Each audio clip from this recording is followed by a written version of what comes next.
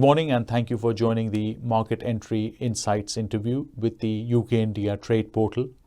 My guest today is Shavikesh Goel. He's the Vice President of Business Development and Marketing at Maier Vidorno.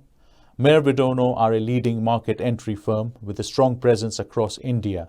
And till date, they have assisted around 1,500 companies with their market entry strategy into the Indian subcontinent, across a wide range of sectors ranging from healthcare to transportation to aerospace and defense. So Shavikesh, thank you very much for joining us today, and I'm sure your insights will prove to be invaluable to our viewers. Thank you, Pravinder, for having me on the session, and I'll be happy to share my insights or my Vidorno's insights on what works, what does not work for companies when they're looking at India, and we'll see how this fits in the UK context. So thank you again. So firstly, Shavikesh, the impression I got from your website is that Maier Vidorno have a strong emphasis on sales, because as you know, nothing in business can happen till a sale takes place. So what would your suggestion be to a British SME who has got all the regulatory approvals, who have done all the market entry and feasibility studies? What would you say their market sales strategy should be? Certainly, market analysis or market study is the first thing. And you mentioned that the companies, if they already have done that. So next is, understanding the dynamics of India. So India is a large country, right? And it's not sparsely populated. So almost all the major cities in the country or major states are all populated, and you have markets everywhere. So it's very important to understand the demographics of the country, right? And then align it with your products or your services, whatever you're offering. And then see where should you be, targeting. Normally, companies come with a large, population in their mind. 1.3 billion people, so must be a big market.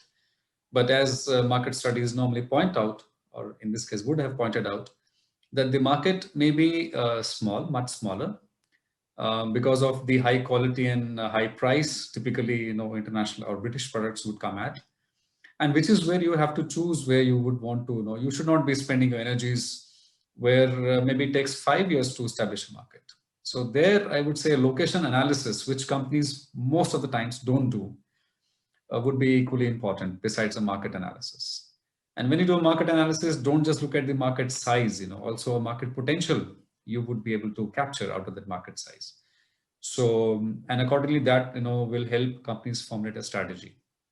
But location and especially the demographics, how are the people there, their living standards. If it's a B2B product, then where your customers are located from the manufacturing side. If it's a B2C, then again, their buying capacity. These are basic things which definitely have to be looked at. And ideally, a part of the sales strategy should be to look at somebody local to, spearhead your sales. Many times companies, they would go for a distributor or would even come on their own. They tend to send an expatriate to begin with, who would then develop the market and then later hire local people. Our experience of last over 20 years says that you should look at local sales professionals from your industry, and there are enough good people available. So these couple of things I would say would help any British company have a better head start. You mentioned that companies require a lot of patience while setting up in India, and there is this strong perception amongst foreign companies that doing business in India is a long game. So what is your view on this, and have there been any exceptions to this rule, or have you witnessed a change in this over the last, say, decade? I think you're right that India, if you look at business in India, it certainly is a long game. Yes. Ironically, see, Indians are very impatient people, right? Whereas the companies, when they come to India, they have to be very patient. It's a paradox, but that's how it is. So it's a long game, yes. And I would say, if you talk of last 10 years, a lot of progress has been made, rather rapid progress, especially after the current dispensation. The government came first time in 2014. So they have tried to, again, kickstart the economy and, got some things going. Not everything is perfect, of course. It's a very large country. So any change you want to try and bring about will be, met with either resistance or will take much longer. But that said, you have to look at India from a longer perspective. If you are thinking of just coming into India, and quickly within a year's time, make some good money and either go back or continue, then I would recommend that would not be good. So exceptions, of course, are there in certain sectors where India needs those kind of technologies or expertise which it doesn't have internally, right? So, for example, infrastructure. The government is spending billions of dollars on infrastructure development, right? Healthcare, because of the COVID pandemic, healthcare suddenly not on from the government side. That of course was good that the government suddenly looked at healthcare, which was not so much of a focus earlier. Even individuals, people, their families are also being very conscious of that. So a few sectors, I mean, there are some more. Pharmaceuticals is part of healthcare again, great opportunity, and medical devices.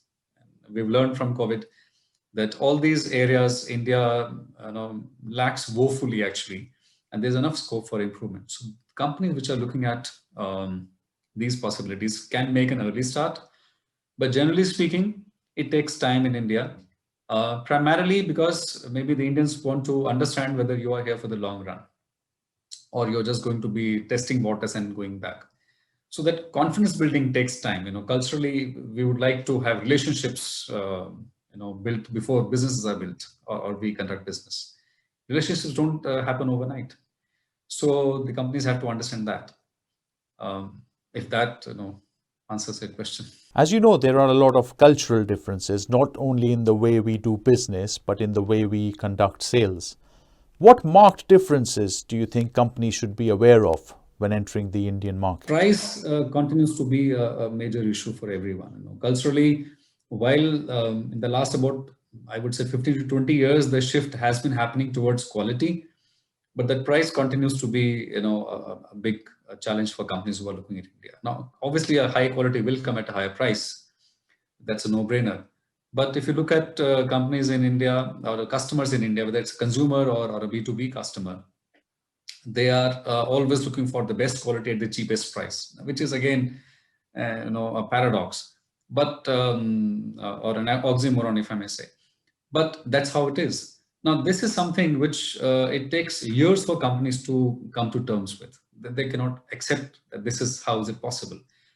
So one, of course, reaction which normally is that, okay, fine, India is not a market for me, right? I cannot give you, high quality at cheap prices. Whereas the patience, that's where I mentioned again the cultural difference is that if you bring in that patience and okay, fine, start educating the customers. Because most of the times when international companies come to India, they come with, especially in the B2B space, they come with technologies or products which India would not have those products at the moment, and maybe 5-10 years before they are developed locally. There's a distinct advantage, right, for international firms, British firms. And if they are patient enough to be able to spend time and energy on the ground educating customers, then Indians are also equally good at paying value. When they see value, they will pay money for that high quality product. And which is how all these companies are here. Whether we talk of the big automobile companies, for example, so from a Mercedes to a BMW and Audi, everyone is selling cars over here and making and selling in India, right? Right. So they are able to sell. And at the same time, and there nobody argues with them. So give me a Mercedes at a discounted price. No one talks of it. So I think that is one key challenge companies look at. And they face that every day. Do you have any notable success stories of foreign companies that you would like to share with our viewers? I would not say British companies, but yes, several European companies, if I were to, I know UK is not part of EU at the moment, but even the geography, in that sense. So a lot of European companies, have come into India and been successful. A few examples would be, when companies came in through a greenfield project right away. They said, we will enter India through a greenfield, project. And we said that the complete setup for them, from initially market analysis to actually setting up the whole factory, the whole greenfield facility for them. There have been a few, I would say, such examples. If we talk of pure trading companies, not everyone comes to India to manufacture. I would say there would be several such examples. And if I were to list them down, they would run into a few hundred maybe. Right. So, and I think the common, if I were to add to that question, that what made these companies, achieve success, right? How did they achieve success? How were they successful? I would again go back to my previous statement, which I said they were patient enough, maybe it's Europeans typically are patient people, right? So, but they also saw that in India, you have to be patient. They utilized the local talent. Like I said, they hired local people who came with local Indian knowledge of market and of potential customers. And then as a team, the expatriates or the counterparts from the principal side and the local teams, they went around town, went around the country, spoke to companies, and then convinced them that, yes, this is why you should, buy our products. They may be expensive, but that's how. So the total cost of ownership, or the value proposition is something which is to be developed. And there are many success stories. Maybe another time. So you mentioned there's a strong demand for products and services in the areas of infrastructure, healthcare and medical devices. And you also have the concurrent theme of Make in India. So what approach, in your view, should foreign companies take? Should they aim at setting up factories in India, or should they just bring their technical know-how and marketing and sales expertise? I would say there's a great opportunity for making in India. It's still early days because the whole concept of making in India is still fresh. I think 2015 is when the Prime Minister kind of gave a clarion call to start making in India. Early days, I mean, China took almost 30 years to reach where they became the factory for the world. But definitely for companies, and especially British companies, because historically we have a connection, right? And that I think also helps the British understand culturally the Indians better than any other foreigner, I would say, or in the Western countries. So there I would say that the sooner and these companies are looking at India. I'm not saying that you come on day one and start manufacturing. Most of the products I've seen in my experience need a couple of years of getting a foothold in the country, just trading those products and selling in India. And once you get insights, first-hand insights, then you start building. Maybe you start with an assembly or a sub-assembly, and then finally come to manufacturing. In certain cases, you might need to manufacture locally completely.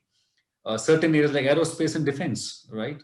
So at least 30 to 40% you have to have a local production. Otherwise, you cannot supply it to the Indian government, Indian defense forces.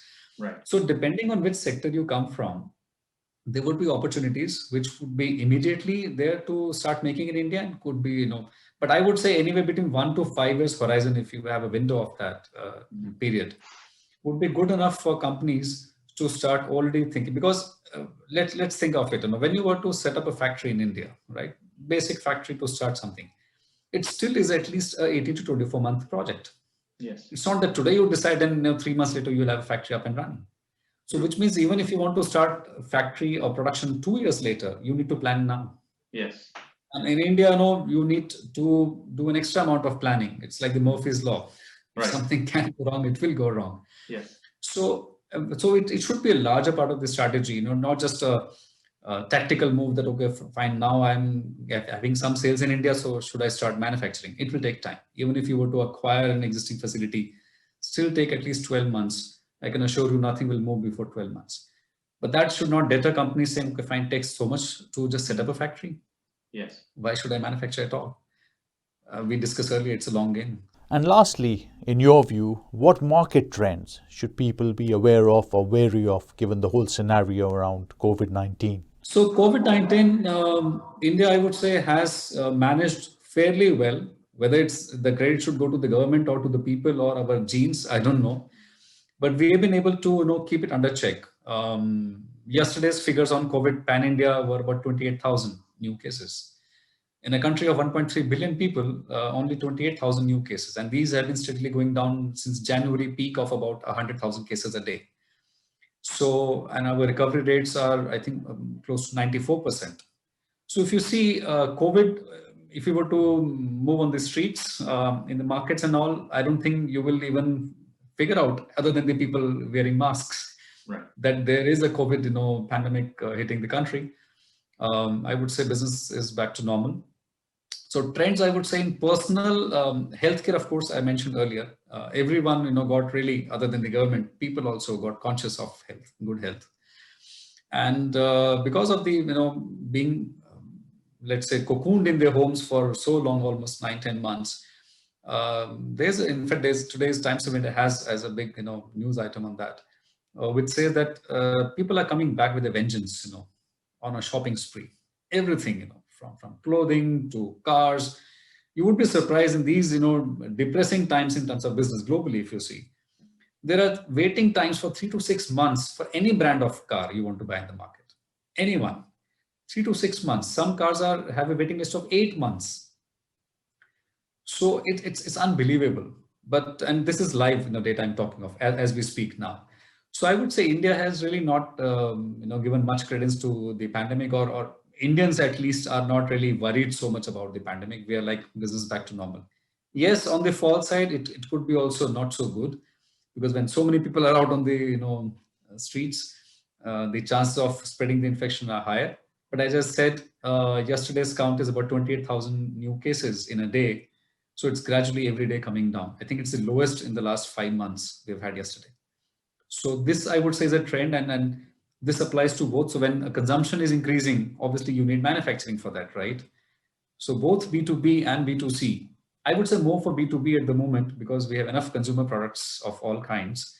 But yes, the suppliers of equipment for those companies which make those, I would say that is one area. Infrastructure, definitely the government is spending, not only central government, a lot of state governments are also spending a lot on infrastructure. The Uttar Pradesh government 2 days ago announced massive highway programs. They're going to start about almost 700 kilometers of new highways. And almost every state, major state, is investing to metro networks or improving the road conditions. And also, I would say these things would be interesting in the coming, couple of years at least. Thank you, Shavikesh. That's been extremely insightful, and I'm sure in the future we'll be able to do a detailed webinar or case study with yourselves and enlighten our viewers further on the great opportunities in the Indian market. Thank you.